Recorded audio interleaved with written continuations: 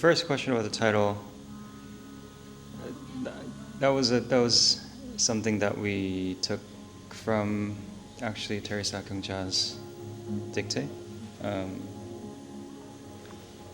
It comes towards the end of the book. I'm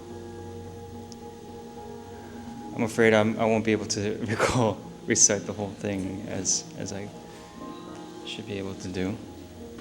But there was an intervention. Yeah.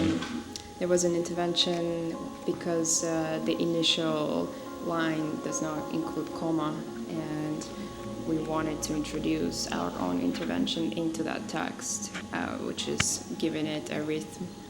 A rhythm? Our own also rhythm to a certain extent with adding the comma and sort of the idiosyncrasy to the way how we use it. But it came from essentially a conversation about, many people interpret it as salutation or like celebrations that it's almost like cheering to time and to distance, but actually in the way that we were thinking about it, it's how to make words, these words that is time and distance, and those are words that are associated with diaspora so much, right? There is the time that you're put in, right? And like kind of the temporal state of the diaspora, but then there is also distance, which is proximity, and make them nouns, and thinking about making them verbs, sorry. So thinking about, instead of them being just nouns, so they're becoming like active verbs. So what does it mean to time something? What does it mean to distance something? And that in some way is how we were building kind of relationships between works.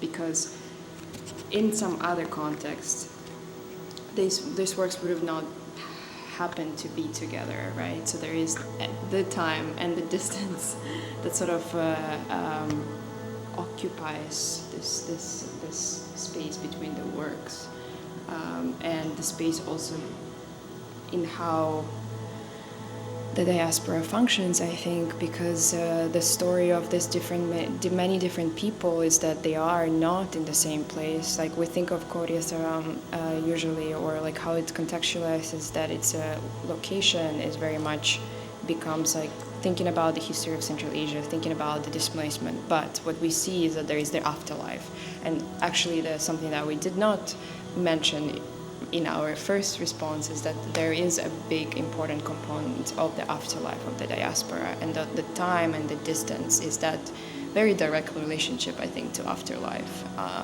and how every single artist on view is illustrating that afterlife, because it then becomes their own life is almost like unbound while it is related to that history. Yeah, I mean, for someone like Elisa, identity becomes not just complicated, but almost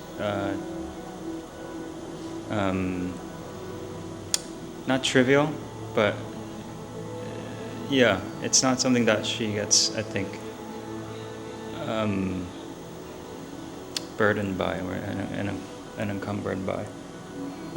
Which is also, I think, relates to place and relationship to place.